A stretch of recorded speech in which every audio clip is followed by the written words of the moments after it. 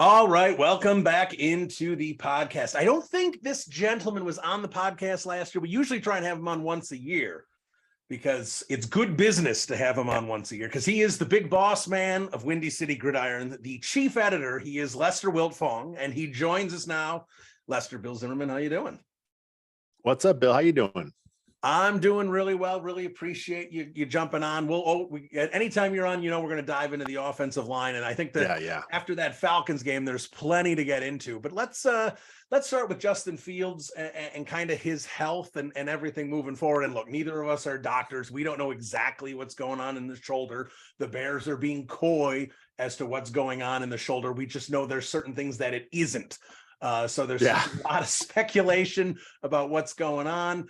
I know I did, as I'm starting to do some more writing with the website, Hot Take Tuesday, had some fun with the idea there, but just when logic sets in, when you've got a Jets front with guys like Quinnen Williams out there, for me, shut him down for several weeks and make sure he's healthy, but I don't see any reason to try and push him back out there against the New York Jets. How about you? I'm with you. That front is pretty vicious. The Bears have had a couple really bad fronts last 2 weeks, and they still gave up a ton of sacks. So going against the Jets, I think it's the bestest to shut them down. I think at this point, you got to give them a little bit more than just 1 week. I mean, whether it's a separation, dislocation, an AC joint sprain. I mean, there's, I'm sure we'll find out more on Wednesday when the Bears talk. But if it's something, it's something. We know for sure. So give them some rest. Shut him down. The bye is coming up. Maybe he comes back after the bye. I mean, the Bears schedule is tough though, coming out here. There's a lot of really, tough defenses coming up, but you'd like to see him play a little bit here to close out the stretch. You'd hate to see his season end like this. So selfishly, I want to see him play, but it may not be the worst thing if he's done for the year.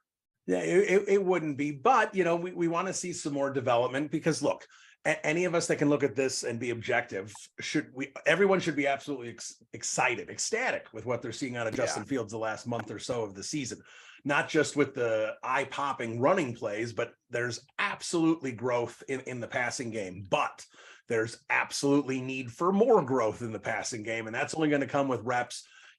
It's kind of weird. You sit there and go, you'd love to have him play the Packers, but then you're rushing them back before the bye. So let's rest the bye. And then the Eagles and Buffalo are sitting there after that. So that doesn't get any easier. But to finish the year with Detroit and Minnesota, where I'm going to guess Minnesota's probably going to have the 2 seed pretty much locked up before that game and probably won't have much to play for. And that's going to be a preseason game for Minnesota as far as they're concerned. That's where I sit there and go, if he's healthy, there's no reason not to play him there. But I mean, do you really want to shut him down for 5 weeks? I guess it just really depends on how healthy that arm is and that shoulder.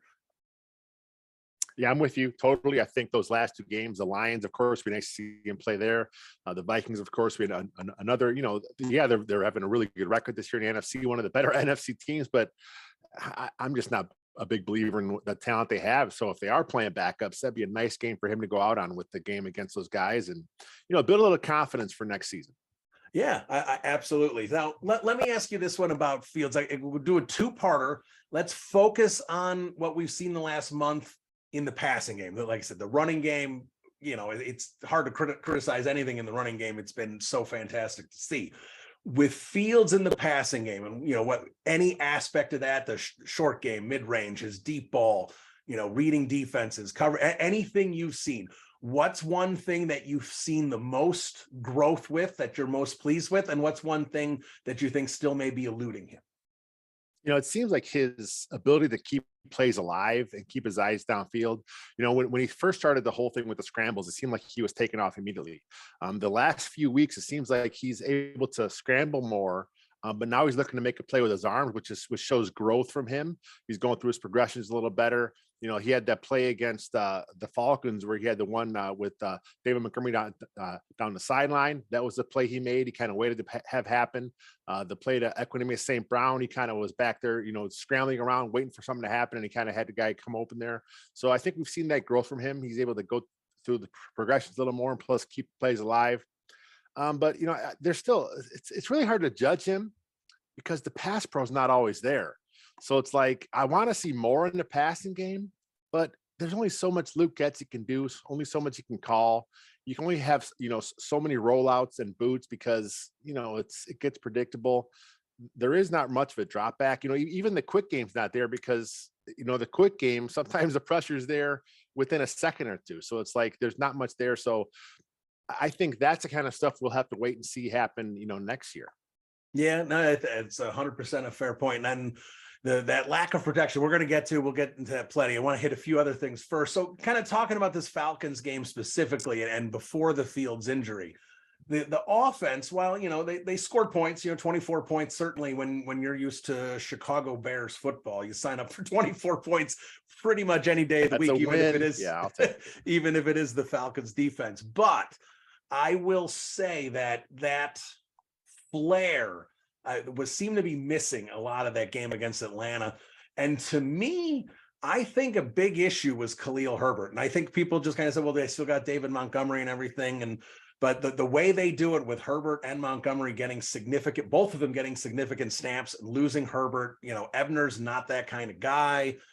6 carries, 8 yards. And, it honestly seemed worse than 6 carries and 8 yards from the times he had the ball. He had 1 carry that I think had any value to it at all. I liked the selection. This is not a knock on Ryan Poles. It's a 6th-round draft pick, but Ebner's not that guy. I really think not having Herbert in and what he does with his agility and quickness and getting around on the outside, I think really hurt that running game against Atlanta. And I think not having him moving forward, even if Fields is out there, is going to be a pretty big detriment to an offense that can't afford too many detriments. Yeah, I think that's a good point. I mean, with Herbert, he's the backup running back for the Bears. He's averaging 6 yards a carry. I mean, and he has like top 15 in yardage. He's right there among the league leaders. And, he may not be the better all-around football player, that's Montgomery, but what he gives you is just explosiveness. I mean, when he touches the ball, he's a threat to go the distance every time. He has good speed. He hits that hole quick. He makes a defense have to think about when he's in the game. That's what you want to see. And you mentioned Ebner. Like you, I thought it was a good pick. But as a runner, he's not there. He's too indecisive. He's thinking a little too much behind there, and he doesn't have the power to kind of break through those tackles. What he did in college is a good receiver out of the backfield. So I don't want to see Ebner touching the ball as far as a running back carrying the ball. If you're going to flare him out on some stuff in the flat, that's fine. I'd rather see Darrington Evans, as the true number 2 as far as a back there, because I think he has the speed. He's a little more decisive. He may not be the all around player as Montgomery is, but I think by now we know it's not Ebner. So you got to find someone there because it can't be Montgomery for 80% of the snaps. Yeah, and while we're on the topic of skill position players, let's move over to receiver. And a lot of these guys we know aren't really fitting into the long-term plans, and they're just bodies right now. They're not worth discussing. But Chase Claypool, I think, is interesting because I feel that there was so much excitement when he came aboard, and you sat there and said, Yeah. yes, Ryan Poles is getting a guy for Justin Fields. And, look, we know that it's an offense, the Kyle Shanahan style offenses is not like something you're just going to pick up in a couple of days. But I'm sure all of us expected more out of Chase Claypool at this point. I see fans pushing the panic button everywhere, and I can't sit there and hit the panic button this soon. But I'm not going to lie. I want to hit the panic button. I want to sit there and be like, what is going on here? But, I still am trying to be objective. That's where you wrestle with your fandom and your objectivity. But, where are you with the Chase Claypool experiment after 3 games? No, it's concerning. I mean, I figured we see him on some deep shots. I figured we see him on some slants. I figured we see him on some more bubbles and slip screens. I figured we see them, those flip jet sweeps.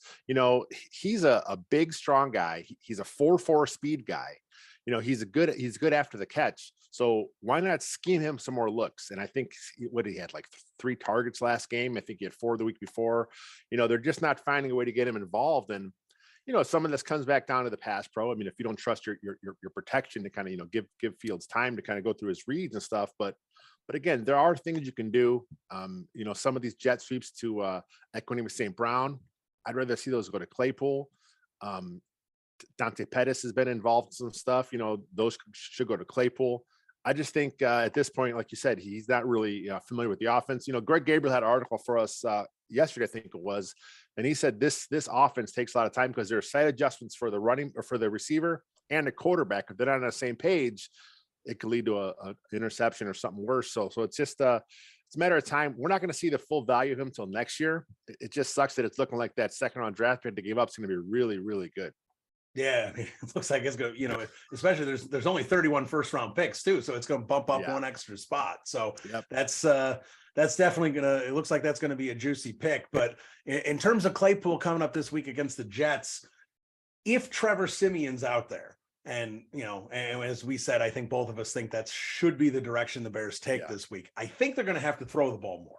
I don't think without Fields as a threat, I don't think that running game is going to work quite as well. And as we just talked about Khalil Herbert, you're going to put everything on David Montgomery and not have those other threats available to kind of offset him and open things up for him. So with that in mind, if they're throwing it more, and this is a podcast that has praised Luke Getsy a lot. I criticized him a little bit last week, but this is someone that has praised Luke Getsy a lot over the last month or so of the season.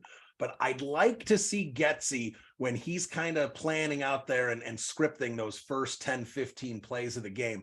Get a couple target, get some Claypool plays in there for Simeon. Simeon's got a decent accuracy there. He should be able to get him the ball. I'm not talking about any, deep shot or anything right away, but something to get Claypool involved in the offense and make him feel a little more comfortable, because right now he just kind of feels like he's a fish out of water and trying to, catch up to the boat and, swim alongside the boat. And I just feel like Getsy's got to try and get him involved a little bit early.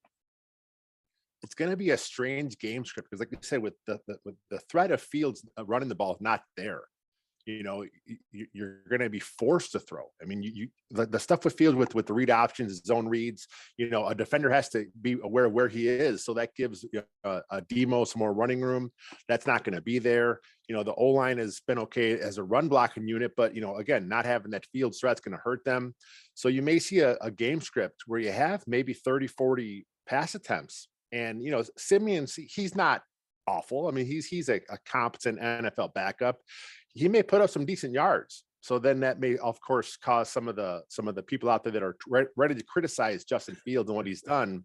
They're going to say, see, we told you all along. And it's like, come on, it's just there's more to it than just the pure numbers, but that's all some guys are going to look at.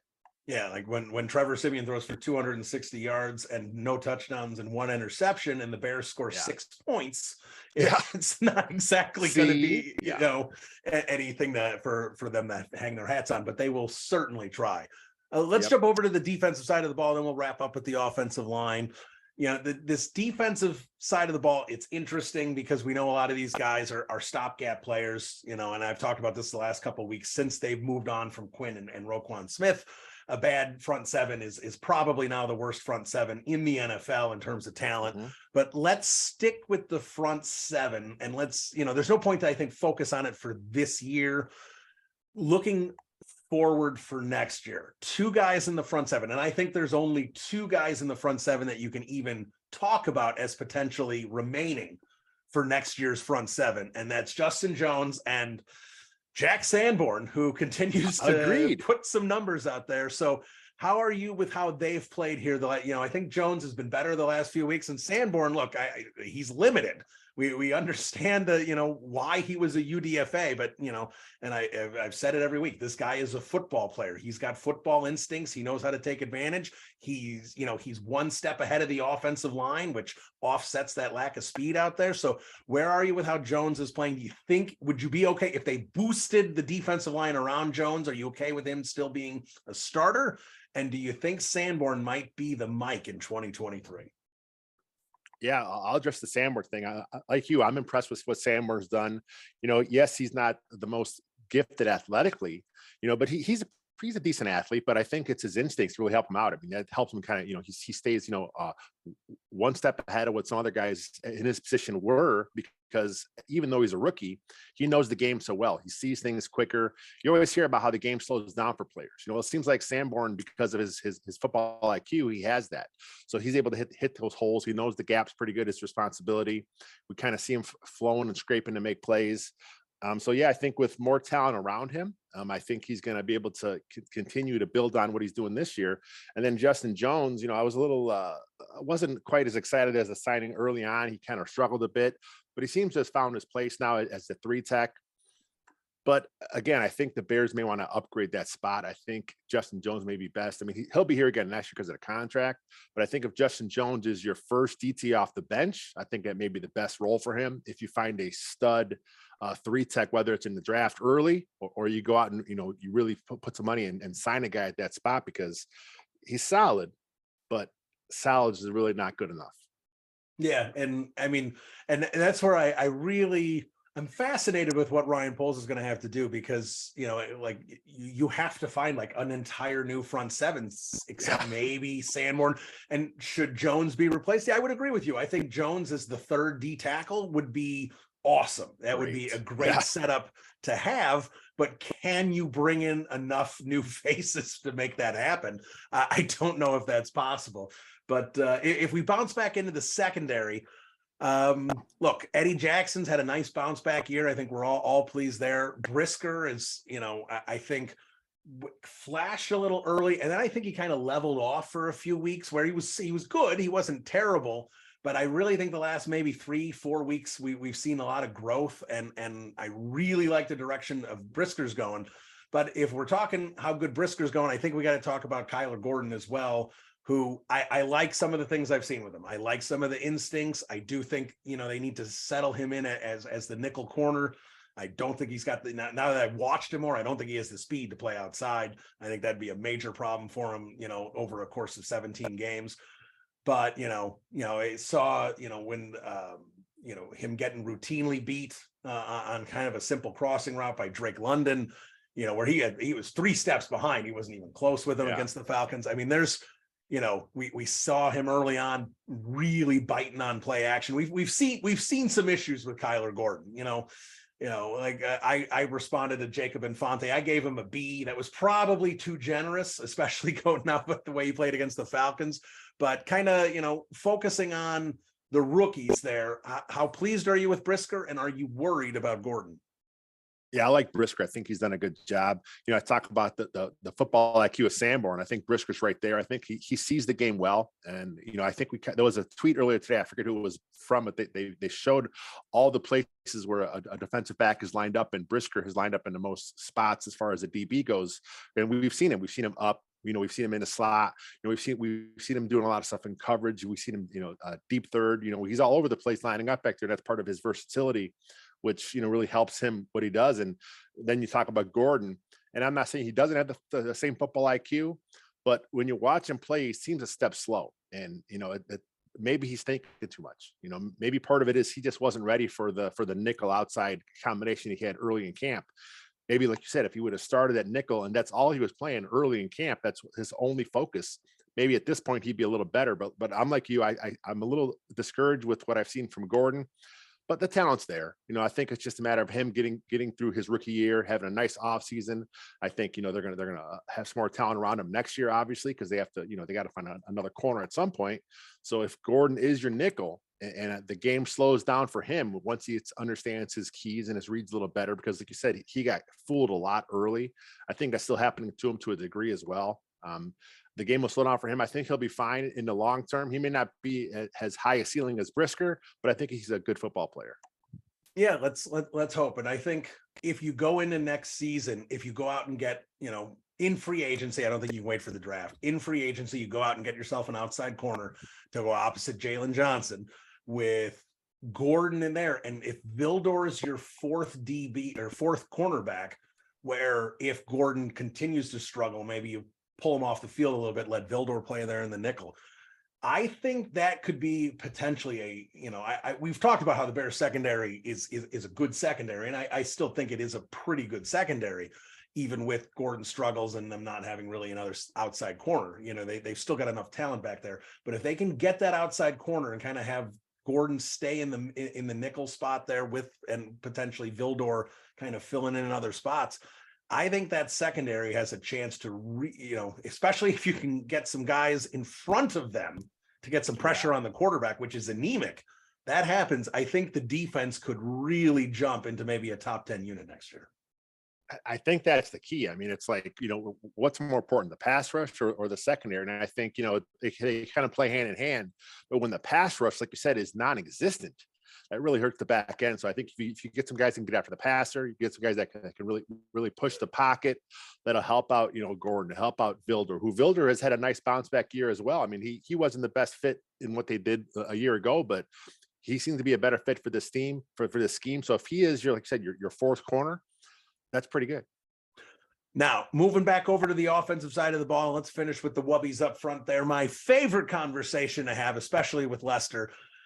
So let's jump in and let's talk about some of these guys here. And let's start with Cody Whitehair, because I mean, that's the veteran along the group. He's been with the Bears a while. I was really pleased with how he played coming out of the gate. I thought he looked really sharp. I thought he had bounced back to the 2021 version and earlier of Cody Whitehair after a rough 2020 version after a rough 2021 for Cody Whitehair.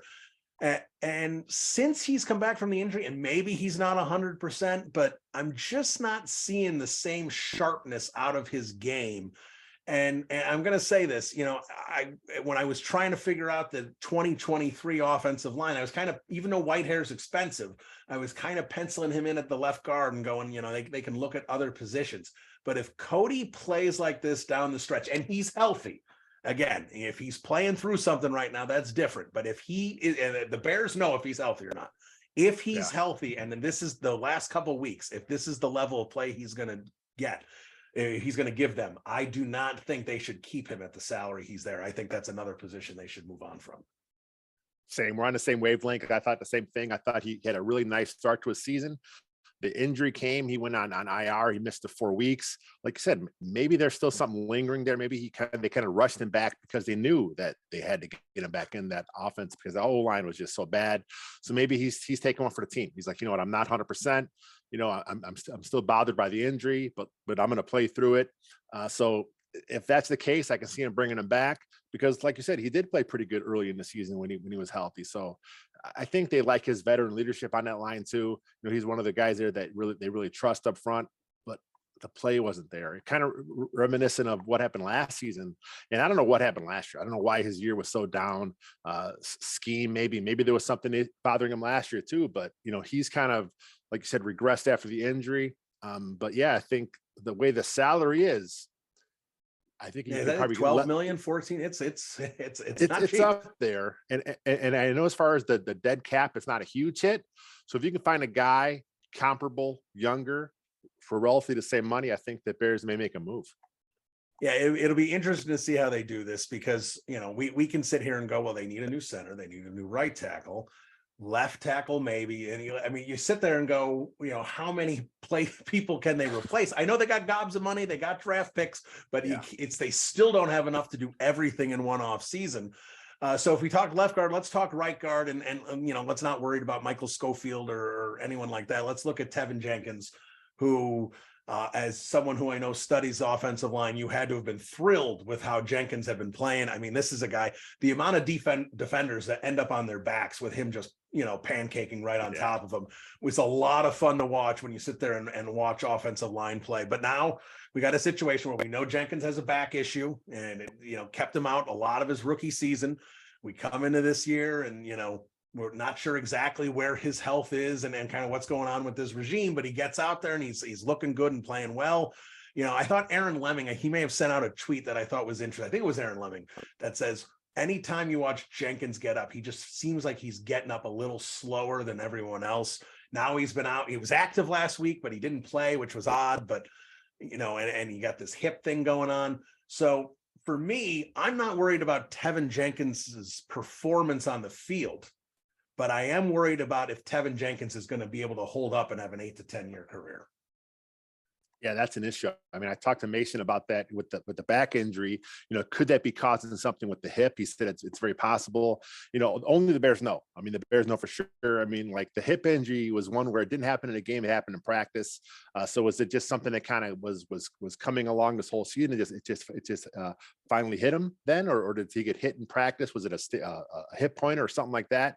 No one really knows because like most teams, the Bears are really quiet about that kind of stuff. But yeah, I mean, his play on the field has been really fun to watch. Like you said, he's pancaking guys. I mean, the Bears haven't had a guy like this in, I mean, a long time. I mean, if you're trying to think back, I mean, you're going back, to the '06 team. They had a pretty good line back then. Kreutz is when he was doing that kind of stuff there. Reuben Brown, but it's been a long time. So Jenkins has got that nasty demeanor. He kind of plays, mean and nasty. He puts guys down. He plays, to the whistle, all the time. But yeah, I've noticed the same thing. He kind of gets up a little slow. You hope that his health holds up. Then, of course, there's always the thing with the way the offseason was. Is there still some weird feelings between him and the Bears? No one knows what happened there. It just was, he was there and then he wasn't. He's hurt, but he's not hurt. He's fine. Just a weird situation. You hope all that's past them because he is a really good football player. Yeah, and that's the thing. I hope it is too. And I assumed it was because when you see Jenkins playing as well as it is, I sit there and I'm like, well, they still can't be down on him. Now, Lawrence Holmes on the podcast last week says he wasn't sure.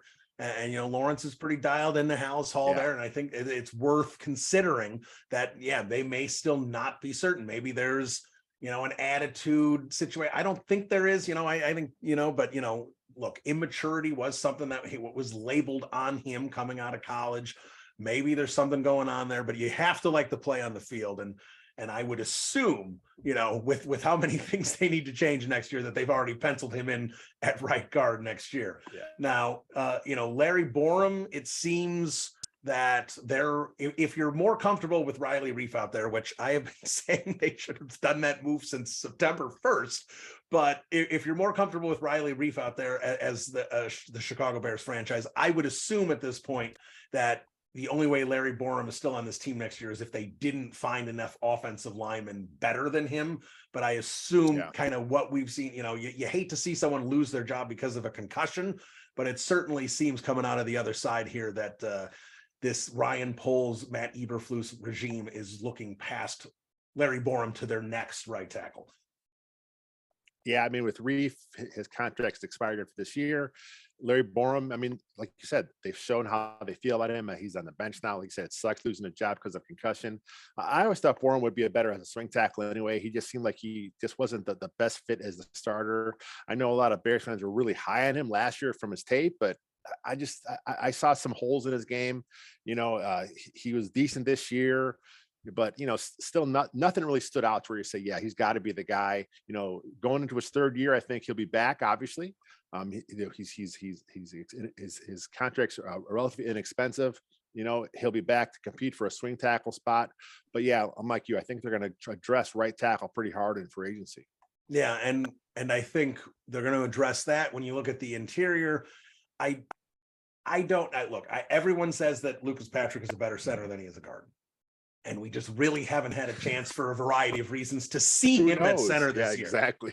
So Sam Mustipher's been the guy there. And I think Mustipher has played better than I expected him to play this year. If you were telling me he was getting this many reps, but he's also proven to me 100% that I think he's at his ceiling. And look, and that's not to rip Sam Mustipher. This was an undrafted free agent. He gets a lot out of, his body and his skill set. He's gone from a UDFA and a practice squad guy to a starting center in the NFL. And you can sit there and knock him and go, well, he's not good enough to be starting. But regardless, he has made remarkable strides as a center. But at the same time, you can sit there and go, but he is too limited in terms of fitting into the future. So, to me, I get Lucas Patrick has another year around, and keeping him around as a, backup to 3 interior positions, which he can do, and some versatility there helps. But, while I think right tackle has to be the number one position addressed in free agency along the offensive line, I think center also has to be addressed. We're going to find out how much they like Lucas Patrick, because his contract's not to where you look at it and say, oh yeah, they paid him to be like a surefire starter for his entire time in Chicago. It's not huge money. I mean, it's backup money. I mean, if he's like I said, if he's your top backup at that price tag, that's fine. So if you can find a better center free agency, I I got a feeling the Bears really like him. They like what he brings to the table because the way they talked him up in the off season, they made sure they got him reps at guard when he was kind of, had his injury. I think they like him, like what he brings to the table, but he didn't look the best when he was playing guard. We haven't seen much of him at center. Like you said, that's the book on him, a better center. We'll see what happens. I know he's due to come off of the of his 4-week IR this week. We'll see what happens on Wednesday if he has his 21-day practice window activated. If that's the case, once he's good to go, I think they're going to make that move pretty quick and get him back at center and Musfer back to the bench. I think they want to see what they have in Patrick. Yeah, because if they're comfortable saying, yeah, Stan Mustipher is not going to be our center next year, then you need to know if Lucas Patrick can be. Exactly. Because that's absolutely a decision that needs to be made. And I kind of saved this guy for last because I think he's the most interesting conversation to have, and that is Braxton Jones, who, again, I will sit there and say this is a 5th-round pick, FCS school, and he is started at left tackle. I don't care how bad the offensive line is. He has started at left tackle in the NFL here in his rookie season, and that is an impressive thing to do. So hats off to him and kudos there. However, there are warts in his game, and some of them have improved, some of them haven't. And, sometimes I agree 100% with like the PFF grades and how he looks. And PFF, I think, thought he played a lot better than I thought he did against Atlanta. I thought there were definitely some, and like I said to Brad Spielberger when I was talking to him about it, I said, well, maybe his misses were just very noticeable misses. And that's kind of what popped up there for me. But, they can't fix everything in one off season. So I don't know if they're going to go out and sign 2 free agents at left tackle and right tackle. But if they get a really high pick, and if Jalen Carter and Will Anderson are off the boards, which are obviously guys that would help the Bears at edge and defensive tackle, they're sitting there maybe with the 6th, 7th pick, and they have an opportunity to maybe get the top tackle, who of course is going to slide over to that left tackle spot. I think you cannot pass on a guy like that because you have a fun project in Braxton Jones. I like Braxton Jones. I think he has a lot of upside, but like you said, his game as a rookie, it's not to the point where you say, yeah, he's penciled in as our future left tackle. I think there's the potential there. I think he could do it. I think a nice off season in the weight room, building his core and his leg strength, because the bull rush has given some fits. I've kind of seen the same thing that you're talking about, how his bad is really, really bad. He's a solid player for most of the game, and then like when he doesn't make a mistake, it's like really, really bad, like a whiff, or it looks like he's lost sometimes. Some of this is just him maybe not understanding the scheme in full. I mean, like I said, he's a rookie. He played at a small school, so he's kind of going through some growing pains here. We're watching it happen in front of us. I like the upside, but I think it's the guy from Penn State, the left tackle, I forget his name. I think he's one of the top guys there. Or whoever it ends up being, whoever the top left tackle is. There's Skoronski, there's Paris Johnson. There's other guys out there too. Besides, yeah. If that's your pick, if that's your best player available, Braxton Jones does not say, hey, we can't take him because of him. Braxton Jones has good size, good length, good athleticism. Maybe he's your right tackle, or maybe he's now your swing tackle. Let him compete. I think this regime, one thing that they showed us, early on, is they'll let guys compete for a job. So they're not going to hand anything to Braxton Jones next year, I don't think. Yeah, I would agree with that. And I do think they let guys compete, and everything's earned, nothing is given. And I thought, this is one of the regimes and coaching staffs that, going all the way back to preseason, the one thing that I saw that I haven't seen, forget the Bears, across the NFL, like if they have you slated as basically a 4th quarter guy that's going to, maybe get a 53-man spot if you're lucky, but most likely they've already slated you to the practice squad and they're not going to give you another look at it. I felt like the Bears, when they looked at the tape and stuff, they rewarded guys and said, all right, you played well against 3s. We're going to see how you play against the 2s. And if you played well against the 2s, all right, we'll give you some reps with the 1s and see how you do. It feels like that the coaching staff really gave opportunities for guys who turned out and played really well. And I would love to see that be a mindset moving forward. Well, we saw Sanborn, yeah, really good preseason, and it kind of kept going with the depth chart. We saw Dominique Robinson have a nice preseason, and for Robinson, he's a really raw at the edge. I mean, he has not played defensive line for very long in his career. I think is only his second or third season being a full time edge, but he flashed in preseason. He flashed a bit in camp, obviously. So he has a chance there. Now he's getting a ton of reps. They traded Quinn. So yeah, this regime will take a look at the young guys to give them a chance, and I think that's good moving forward because I think that kind of helps the culture too. That's the coach Flus. That's the Hits philosophy. That's kind of how they want things to be there in the locker room. I think that's good overall for the franchise. All right, so last one for you on the offensive line here. If knowing that nothing is ever guaranteed in the draft, and if they end up picking more offensive linemen in day 3, that's great or whatever, but I'm not expecting any kind of immediate impact from any of those guys.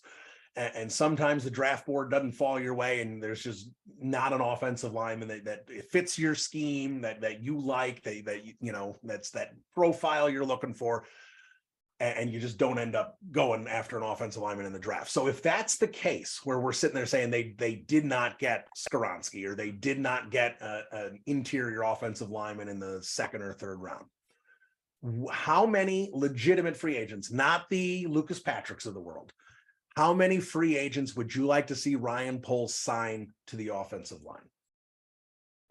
Oh yeah, that's a good question. I think then the Chiefs, like 2 years ago, they had a big revamp. There wasn't Ryan Poles involved in some. He was in their front office at the time. So, and they did an entire revamp, a couple years back. So Poles saw that kind of firsthand. So I think you got to throw big money at a tackle, whether it's right or left. You have to decide about Braxton Jones if he has shown enough potential where you're going to pay more right side in free agency. But like I said, I think you got to do a guard, whether it's again, I'm not sure if Lucas Patrick's the guy at center. I think the Bears want him to be, but his price tag doesn't say that he has to be. So I think if there's a guy out there on the market you like that can kind of play center or guard, they can make that move again with a guy like Cody White here. He's on the downside of his career. Big money. Can you cut him and take that money and put it towards a younger, better player? I think you do that. So I think you got to do at least 2 big money guys on the O line at least. And then you got to kind of hope some BPA in the draft kind of works out for you. But again, you're going to see, I think, Ryan Poles attack the O line like he did this year. This year he threw a lot of guys at the spot, but he didn't spend a lot of big assets as far as money goes or as far as draft pick goes. We're going to see a kind of same thing, next year. I think he likes a few guys, but I think you got to spend some money there, and you got to spend some draft capital there. You can find a guard or center on day 2. You can find a guy that come in to start for you there if that's how the board falls. If he trades back a couple times, when he's shown he'll do that, you got to spend some premium picks there. You got to spend some premium money there. If you believe Justin Fields is the guy, which I think Ryan Poles and the coaching staff does, you got to get him better protection. You got to work on that O-line. Yeah, I think you said, I think 2 is the absolute minimum. And I think there's a chance that, especially if there is a $5-6 million type interior lineman that you think can come in and start, I think 3 might even be the number you have to do, because I think you sit there and go Tevin Jenkins and Lucas Patrick as a backup is a place to start. And yes, Braxton Jones to compete, Larry Borum most likely around because of the contract, but they don't have enough bodies to keep Justin Fields upright. And you're just seeing Fields get abused too often and trying to save his own butt too often. And it's great that he has the ability to do it, but the one thing we saw is it's better that he's getting out and moving around, because when he sits in the pocket, he becomes a sitting duck, because these guys just can't keep the defensive lineman off his back. Yeah, the pressure's on him too quick. I mean, we saw in this last game the stuff from coming up the gut. Michael Schofield. He's a nice story, a local guy. He probably, when the Bears cut him, and he went unsigned for I think a couple weeks before they brought him back to practice squad. So here's a guy that really no one wanted early in the season, and now he's starting game for the Bears. So you got to find some more talent up front. It's just not going to cut it with what they have now. All right, well, there he is, the big boss man from Windy City Gridiron, Chief Editor Lester Wiltfong. Lester, thanks for so much time. Always enjoy the conversations, and we'll talk to you again soon. Sounds good, Bill. Thanks.